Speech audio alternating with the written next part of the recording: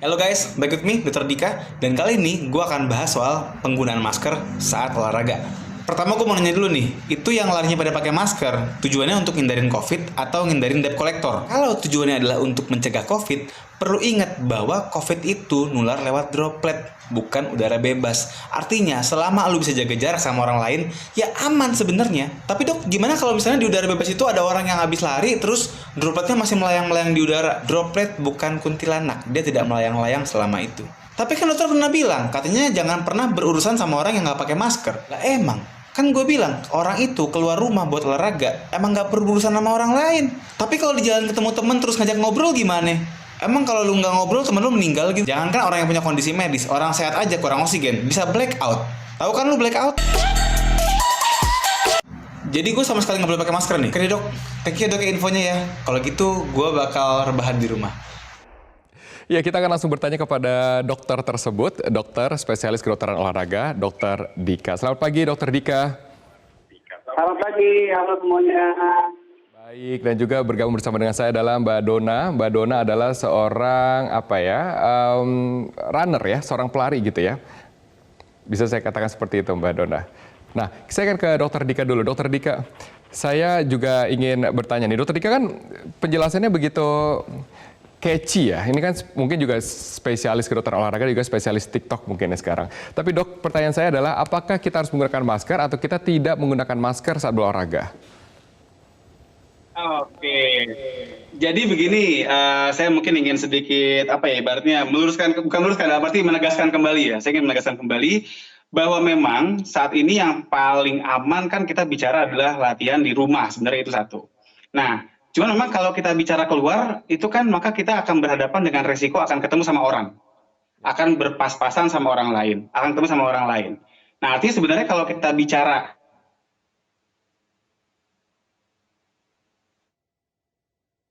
Sebenarnya memang kita kalau bicara dari COVID-nya, itu kita harus menggunakan masker. Karena kan aturan juga kalau kita harus kita akan berinteraksi sama orang lain, kita mesti menggunakan masker kan. Jadi memang dengan kondisi yang ramai, kita harus pakai masker. Cuman yang perlu diingat adalah saat menggunakan masker itu kan kita mengalami sulit bernafas lah. Dalam kondisi nyamuk biasa aja kita kan untuk pakai masker karena itulah untuk kita latihan kita. Yang tadinya larinya misalnya agak cepat bikin lambat. Mungkin bisa dengan sekedar jalan cepat misalnya. Kemudian yang suka goes misalnya dibuat jangan terlalu ngebut goesnya, jangan terlalu gaspol, bikin santai aja. Artinya, untuk masker, ya, tapi Oke, dok, mohon maaf nih kami ada kendala audio, jadi kita tidak mendengarkan statement dokter secara utuh dan juga clear ya. Tapi bisa saya bilang seperti ini tidak? Memang sekarang wajib menggunakan masker di luar ruangan saat berolahraga, tetapi intensitas dari workout atau olahraga yang dikurangi, seperti itu? ini dengan kondisi yang jadi senjata utama adalah penggunaan masker, tapi tadi syaratnya adalah mengurangi intensitasnya, begitu. Betul. Berapa persen pengurangan intensitas? Apakah dapat dihitung dari jumlah kilometer, waktu, kalori? Bagaimana cara menghitungnya? Ya, jadi kalau kita bicara intensitas, itu kita bicaranya memang ada parameter objektifnya, yaitu misalnya menggunakan nadi. Kalau kita bicara intensitas, kita bicara nadi. Tapi kan memang masalahnya adalah banyak orang yang kesusahan untuk menghitung nadi. Betul. Atau ada orang juga yang memang dia nggak punya alat-alat seperti misalnya smartwatch gitu ya yang sudah bisa untuk mengukur nadi, sehingga mereka bingung untuk menentukan nadi. Sebenarnya gampangnya adalah begini, Mas, dan semua pemirsa, kalau kita bicara level mana yang aman untuk kita lakukan olahraga dengan menggunakan masker adalah pilih kecepatan lari atau kecepatan goes yang sifatnya itu tidak membuat sampai terlalu terengah-engah seperti itu. Oke. Jadi kita rasakan sendiri. Ini kalau misalnya memang dari nafasnya udah nggak enak, perlambat kecepatannya. Oke, kalau misalnya mereka, sekarang kan sudah canggih alat-alat, juga dapat menghitung nadi di handphone misalnya kan, juga dapat melihat berapa heart rate atau detak jantung yang safe untuk dilakukan sekarang dengan menggunakan masker? 130, 140, 120? Oke, jadi kalau kita bicara angka pastinya, kalau setiap orang beda-beda, Mas. Artinya kita harus melihat berdasarkan heart rate maksimal namanya. Itu ada hitungannya di mana 220 dikurang umur. Itu adalah heart rate maksimal. Nah, di level mana kita bisa mencapai atau bisa berolahraga dengan aman? Kalau kita bicara intensitas sedang, kita bikin sekitar 60-70% lah kurang lebih dari nadi maksimal tersebut. Oke. Itu rumusnya Misalnya gini, 220. orang umur Ya, Ya. lanjutkan. Jadi misalnya contoh orang 20 tahun nih, 20 tahun misalnya ya. Berarti kan 220 dikurang umur tuh. Nah, berarti kan 200 nadi maksimalnya. Nah, kalau kita bicara intensitas yang sedang-sedang saja, itu kita paling tidak maksimal kita buat orangnya berlatih sampai nadinya mencapai 60-70% dari 200 tadi. Berarti 120, 140. Artinya sekitar, yes, betul. Oh, oke. Saya ingin ke Mbak Donna Priadi. Mbak Donna ini kan penggiat olahraga, tidak hanya seorang pelari, tapi juga seorang cyclist. Suka sepedaan, suka goes, suka lari. Ini olahraga luar ruangan, ya kan? Yang saat ini juga harus memikirkan keselamatan diri sendiri dan orang lain. Kiatnya sebagaimana dalam berolahraga sejauh ini? Ketika masa PSBB masih diterapkan ya, sampai Jumat kemarin, saya terus terang hanya berolahraga di rumah. Lari menggunakan treadmill, kemudian sepeda juga menggunakan trainer ya, atau sepeda stasioner. Karena saya pikir kita semua harus berupaya untuk flattening the curve dan bertanggung jawab untuk mencegah virus untuk spreading. Jadi olahraga saya lakukan di rumah saja. Tetapi sejak hari Jumat kemarin Pak Gubernur mengatakan bahwa kita sudah boleh berolahraga di luar rumah, hari Sabtu kemarin saya beranikan diri untuk bersepeda di luar rumah. Masker saya bawa, saya pakai di wajah, akan tetapi ketika melakukan bersepeda, menjaga jarak, tidak rame-rame. Kebetulan waktu itu saya hanya berdua dengan suami saya, dan ketika sudah mulai agak engap gitu, saya turunkan sehingga hidungnya bisa keluar ya, bisa nafas dengan baik. Akan tetapi kami tidak bersama-sama dengan orang-orang lain, menjaga jarak. Masalahnya di lampu merah kalau di dalam kota. Begitu di lampu merah, kita langsung nggak deket-deket, nggak ke depan, kita minggir dan dipakai deh maskernya, karena memang untuk menjaga juga ya supaya tidak terkena droplet dan juga tidak membahayakan orang lain. Jadi itu yang sudah saya lakukan Sabtu Minggu kemarin nih, Mas Robert. Tetap berolahraga, tetap menggunakan masker, tapi lihat kondisi juga gitu. Kalau memang udah engap, saya turunin sedikit jadi hidung bisa bernafas. Oke, maskernya buka tutup gitu ya, Mbak Donna. Seberapa jauh jarak yang dirasa aman saat berolahraga dengan orang lain? Kalau lari saya belum pernah ya dekat-dekat orang. Menurut saya agak deg-degan juga. Tapi kalau sepedaan mungkin sekitar 2 meter dari orang lain. 2 meteran ya, betul, sama seperti jaga jarak, jaga jarak berbicara. Oke dok, setelah ini dok, saya juga pengen punya pertanyaan nih, jenis masker seperti apa yang cocok ya untuk digunakan, dan juga apakah ada beberapa kasus saya baca di Wuhan, di Tiongkok juga ada seorang yang berlari menggunakan masker, terus kolaps, betul ya dokter pasti udah familiar dengan kasus ini. Saya ingin tahu seberapa kemudian side effect dari penggunaan masker dalam olahraga. Kami akan segera kembali untuk Anda. Langsung saya ke Dr. Dika. Dok, ada kasus di mana seorang pria, kalau tidak salah ya, pria di Tiongkok, di Wuhan tepatnya, kemudian berlari menggunakan masker terus kolaps gitu ya, atau pingsan. Apakah kasus ini sering terjadi?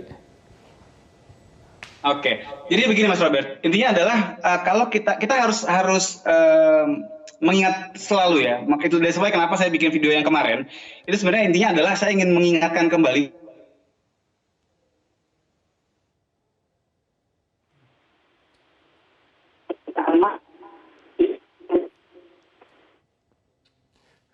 bukan masalah, memiliki resiko tersendiri. Oke, dok, sorry, diulang lagi. Mengingatkan tentang? Oke, ya. Kan untuk para cyclist, para runners yang senang lari, senang goes, bahwa penggunaan masker itu sendiri memang sedikit menambah resiko sebenarnya untuk berolahraga. Kenapa? Tadi saya katakan bahwa saat kita berolahraga kita butuh oksigen. Betul. Sehingga saat kita halangi oksigennya, maka itu otomatis tubuh harus kerja lebih keras. Yes. Nah, disitulah kalau kita melihat pada kasus Wuhan, ada memang orang-orang yang dia tidak tahu kondisi tubuhnya secara 100%. Kayak misalnya dia jarang check up, dia tidak pernah medical check up, dia nggak tahu kondisi badan seperti apa. Dan mungkin jadi agak, kalau kita bilang, bablas. Sehingga akhirnya muncullah kasus-kasus yang memang bisa dikatakan seperti di Wuhan.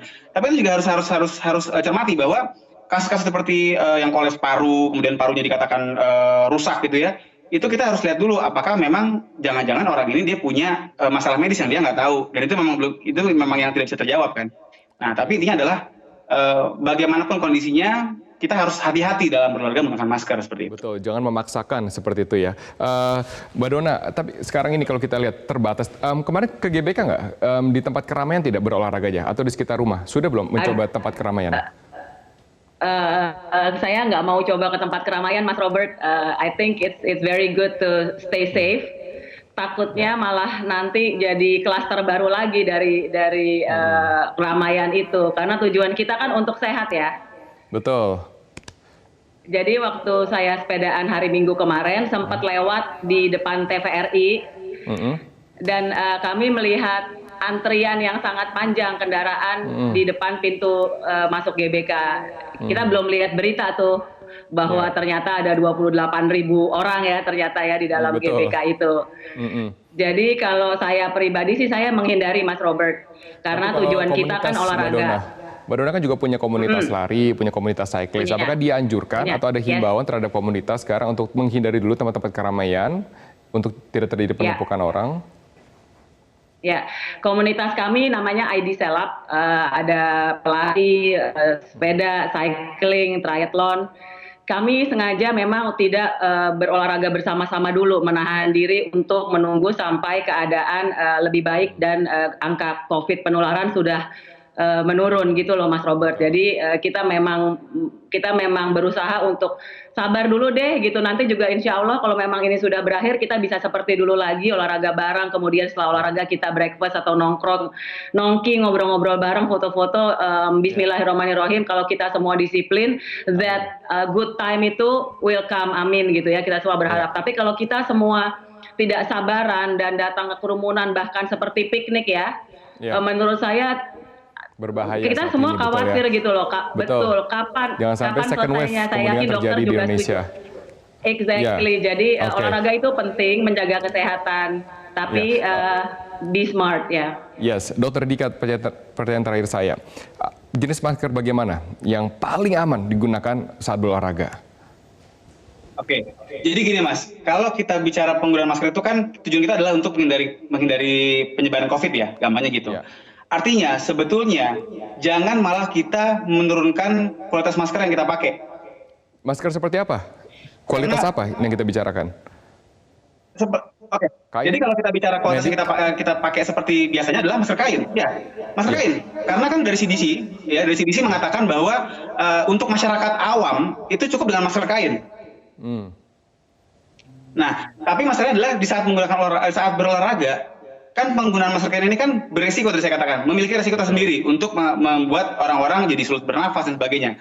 Untuk itulah, jadi bukan maskernya yang dikompromis, tapi intensitasnya. Oke, Dok, pertanyaan saya kemudian, apakah dengan menurunkan intensitas tubuh, kemudian menurunkan tingkat kebugaran? Karena kita sekarang lagi butuh bugar-bugar ya, agar imunitas baik.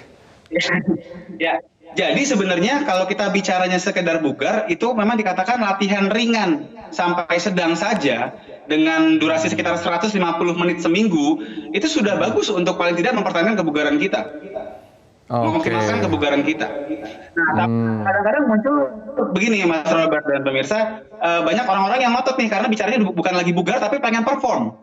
Betul. Pengen finish maraton sekian menit doang gitu kan, sekian waktunya dibikin sependek-pendeknya. Padahal menurut saya pribadi, ya kompetisi benar. menurut saya pribadi untuk saat ini itu kurang pas. Betul, betul. Jadi dan juga saat sekarang ini lebih fokusnya kesehatan. Kesehatan, betul. Dan juga parameternya berbeda ya. Jika biasa lari panjang, sekarang lari 80% lebih pendek, atau 20% lebih pendek, 80% saja, tidak apa-apa gitu kan, harus ikhlas. Karena yang dicari adalah kebugaran. Harus bukan ikhlas. kemudian pencapaian, ya, bukan pencapaian. Karena penting sekali, untuk cyclist pelari kan pasti lihat waktu, dilihat jarak, dilihat kilometer. Oke, terima kasih dokter untuk informasi lengkapnya. Terima kasih juga Mbak Dona atas imbauannya terhadap komunitas-komunitas olahraga. Semoga juga dapat dituruti, jangan sampai second wave kemudian terjadi di Indonesia. Terima kasih.